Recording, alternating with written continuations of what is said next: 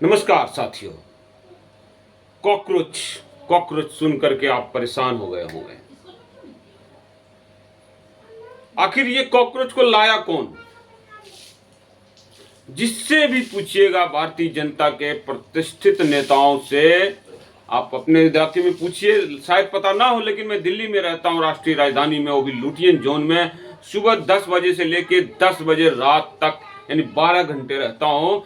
तो मैं आपको बता देता हूं कि ये लुटियन जोन के जितने बीजेपी आरएसएस के लीडर हैं, ये सब बताते हैं, कैमरे के सामने नहीं बताएंगे खाली, कि ये कॉकरोच लाया ही था नरेंद्र मोदी जी, अमित शाह ने। बहुत ज्यादा अपने आप को होशियार समझते, बिना पूछे, बिना अपने लोगों, अपने समर्थकों से पूछे इन्होंने यूजीसी बिल को लाया। जो कुछ मारपीट हुई, अगर खून खराबा कुछ सुनते हैं, हत्याएं भी हुई है, पता नहीं उसमें कितना सच्चाई है, मैंने तो देखा नहीं है, लेकिन खबरें तो आई। तो मेरा ये कहना है कि अगर ये मौतें ज्यादा होने लग जाती तो क्या होता?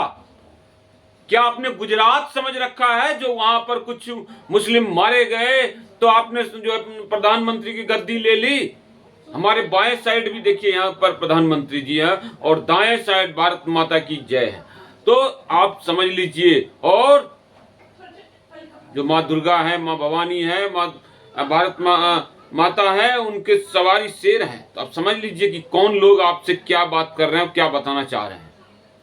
आपने जो वो गुजरात से शंकर सिंह बघेला को हटा करके गद्दी ले ली, और जो आडवाणी जी को रिप्लेस करके राजनाथ सिंह को मिला करके गद्दी ले ली, तो इतना आप मत उड़िए मोदी जी। कितने गंदे गंदे गालियां दी जा रही है, कितनी गंदी गंदी गालियां आपके बारे में, आपको, आपकी माता। कितने लड़कों को फांसी दीजिएगा, कितनी लड़कियों को फांसी दीजिएगा, कितनों को उठाइएगा?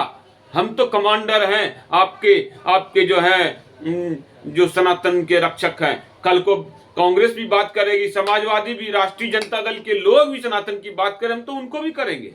हम, आप ये मत समझिए कि आप या आप जिस पार्टी को हैं उसके अंधभक्त हैं।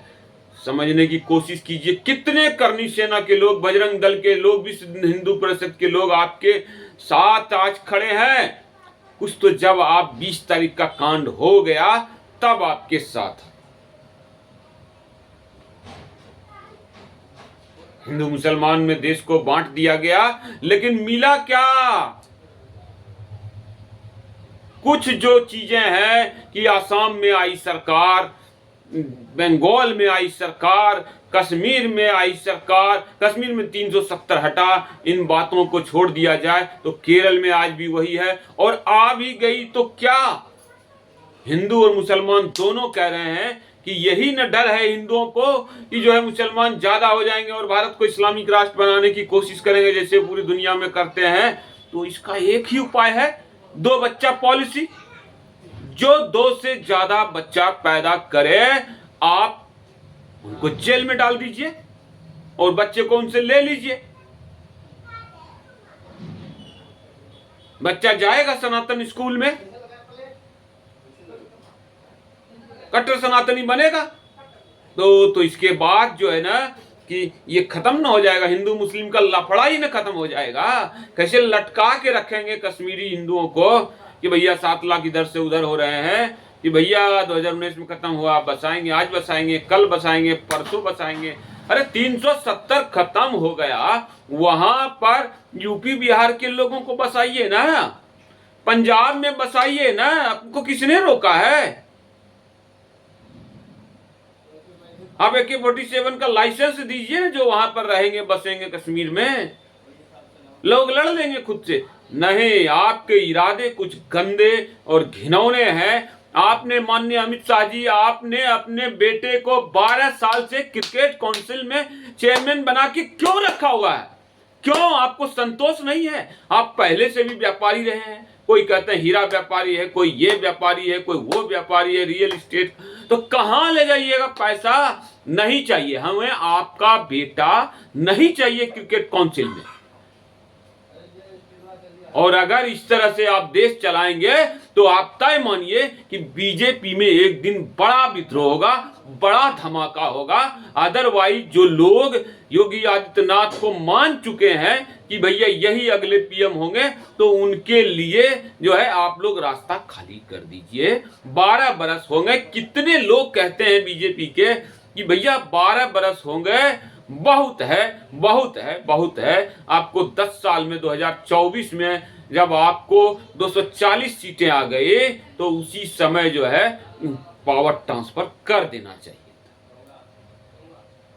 आप गृह मंत्री बना देते 5 साल के लिए योगी आदित्यनाथ को, और 5 साल के लिए प्राइम मिनिस्टर बना देते अमित शाह। लेकिन प्राइम मिनिस्टर अमित शाह तभी बनेंगे जब उनके बेटे को क्रिकेट काउंसिल से हटाया जाएगा। इस तरह के लोग बर्दाश्त नहीं करेंगे। लोग ये खुलेआम कहेंगे कि क्यों आपने अपने बेटे को क्रिकेट काउंसिल में रखा। आज जो बिरयानी बट रही है जन कॉकरोच के आंदोलन में, आज जो एक दीपक नाम का लड़का आता है 22 मिलियन सब्सक्राइबर बन जाता है, आज जो है चीफ जस्टिस साहब यूट्यूबर्स को कॉकरोच बोल देते हैं, तो आपने कैसे लोगों को जो है बनवा, कौन नहीं जान रहा है जुडिशियरी पे आपका कब्जा हो गया है? कैसे किसी भी इतना पढ़ा लिखा आदमी पूरे भारत का चीफ जस्टिस यूट्यूबर्स को कॉकरोच बोल देते हैं, और कोई बोले तो कॉन्टेम्प्ट ऑफ कोर्ट लगा करके जेल। तो पहले तो जुडिशियरी जो है भारत का, इसको जो है मतलब यूपीएससी की तरह एग्जाम होना चाहिए। नहीं तो सवर्ण समुदाय में भी जो राजपूत लोग हैं खुलेआम बगावत करेंगे कि जुडिशरी सिस्टम में कॉलेजियम सिस्टम नहीं चलेगा, जुडिशियरी में कॉलेजियम सिस्टम नहीं चलेगा। सीधी और साफ बात, चाहे हम उसमें सेलेक्ट हो या ना हो ये और बात है। पिछड़ों में, दलित समाज में ही पढ़े लिखे लड़के अगर आते हैं, मुसलमानों में ही अगर पढ़े लिखे लोग जज बनते हैं तो कोई बुराई नहीं है। और जो गलत करेगा उसको हटाया जाएगा। कम से कम ये तो नहीं रहेगा ना कि कॉन्टेम्प्ट ऑफ कोर्ट लगा करके जेल डाल दो, जो जज के खिलाफ बोलेगा उसको जेल डाल दो। ये कोई तरीका नहीं है, ये कॉलेजियम सिस्टम नहीं चलेगा इस देश में, और बिल्कुल नहीं चलेगा। अगर आप समझ रखे हैं कि इस तरह से देश को हाकेंगे, अंग्रेजों का बनाया हुआ सिस्टम है कॉलेजियम सिस्टम, ये चलाते रहेंगे। एक खास जाति के लोग और कुछ खास परिवारों के लोग ही लगातार जज बनेंगे इस देश में, तो ये नहीं चलेगा। हम पिछड़े और दलितों और उनके साथ हैं, मुसलमानों के साथ हैं इस मुद्दे पे कि जुडिशियरी में भी जो है यूपीएससी की तरह एग्जाम हो। अब रहा कि कोई पढ़ा लिखा है कि नहीं है, तो जो समाज है पढ़ेगा लिखेगा, अपना जो है रास्ता निकालेगा। आरक्षण के खिलाफ भी लड़ाई होगी, बिल्कुल होगी, शुरू हो गई है। पिछड़े दलितों में हो गई है कि जिसका बेटा नौकरी में है उसी का बेटा फिर नौकरी में जा रहा है, क्योंकि उसको पैसा हो गया। 80% पिछड़े दलित, 90% पिछड़े दलित हैं जिनके घर में आज एक भी नौकरी नहीं है। जिनके घर में नौकरी है सबके घर में नौकरियां भरी हुई है, सारा परिवार, बेटा बेटी नाती दामाद सब ले आते हैं, नौकरी वाले आपस में ब्याह कर लेते हैं। तो इसमें तो आरक्षण जो है मतलब उस हिसाब से तो अब चल ही रहा है कि भैया जो है इसको चेंज किया जाए। एक बार जिसके घर में सरकारी नौकरी हो गई उसको आरक्षण खत्म किया जाए। तो इस तरह से देश चलने वाला नहीं है। और कॉकरोच में जो अभिजीत दीपके है, इसको आपने ही प्लांट किया नरेंद्र मोदी जी। अब ये आपके लिए भस्मासुर साबित हो गया, तो अब आप उसको सोनम वांगचुक को अनशन तोड़वा दीजिए, आप जो है प्रियंका राहुल को जेल डलवा दीजिए। ये लोग हैं भी विपक्ष के लोग ऐसे ही, ये अच्छे लड़के जो अगर मैं चाहूं कि मैं कांग्रेस को संभालूं, कांग्रेस के कमांडर बनूं, तो वहां संभव नहीं। जिसका बाप है उसी का बेटा सांसद बनेगा, उसी का बेटा विधायक बनेगा, आप टिकट ही उसी को देते हैं। हुड्डा जी है भूपेंद्र हुड्डा, तो उसका बेटा बनेगा। सिंधिया जी है तो खानदानी जो है वो बनेंगे। जितने भी लीडर हैं बीजेपी से ज्यादा कांग्रेस में ही वंशवाद है, और अपर लेवल शीर्ष पे तो है ही है। तो कांग्रेस में कोई भारत का कोई व्यक्ति सपना नहीं देख सकता ना प्राइम मिनिस्टर बनने का। तो जब इस तरह का लॉक सिस्टम है कांग्रेस में, तो उसका तो फायदा आप उठा ही रहे नरेंद्र मोदी जी। तो उठा रहे हैं तो आपका भी भोकाण निकल रहा है, बड़का बड़का भोकाण निकल रहा है। जो सुब्रमण्यम स्वामी कह रहे हैं एप्स्टीन फाइल्स की बात कर रहे हैं, ये कर रहे हैं, वो कर रहे हैं, रात में मुख्यमंत्री होते हुए हांडते थे 10-12 बजे रात के बाद, ये सब चीजें जो है आप डिनाई क्यों नहीं करते हैं, या आप उनको जेल क्यों नहीं डालते हैं?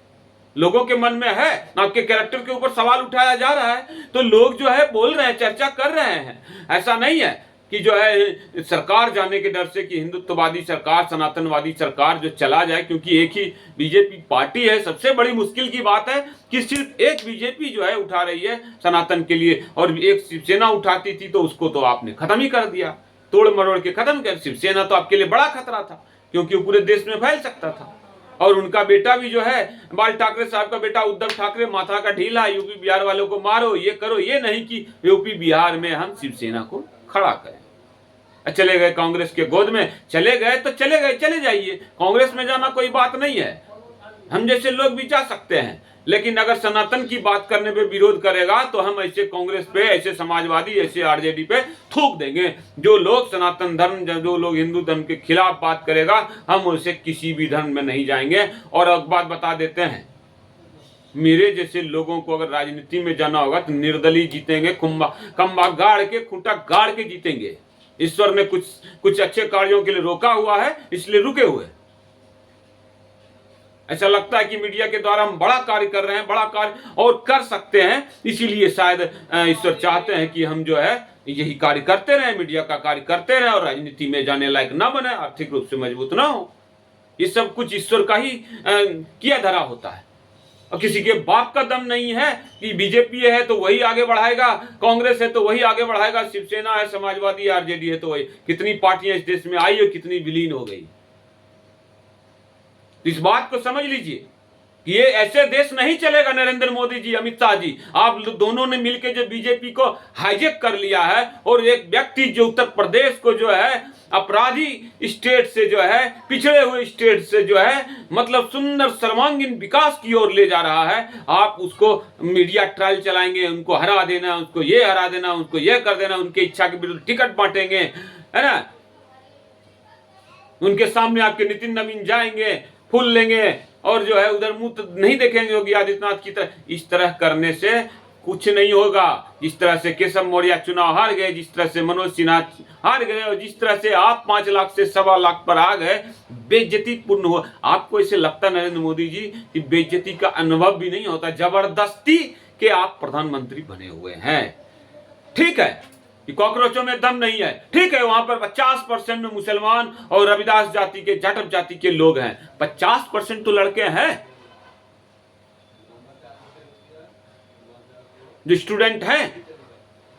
और क्या उनकी बात नहीं सुनी जानी चाहिए? क्या पेपर लीक नहीं हो रहा है नरेंद्र मोदी जी?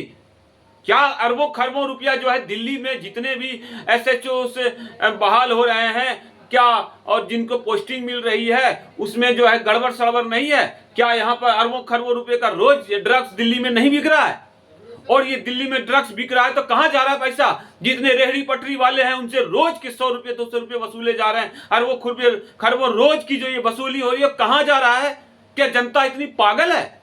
तो होम मिनिस्टर साहब, आप पे सबसे ज्यादा उंगली उठ रही है। इस तरह से हिंदुत्व के नाम पर बरगला करके ज्यादा दिन नहीं रख पाएंगे।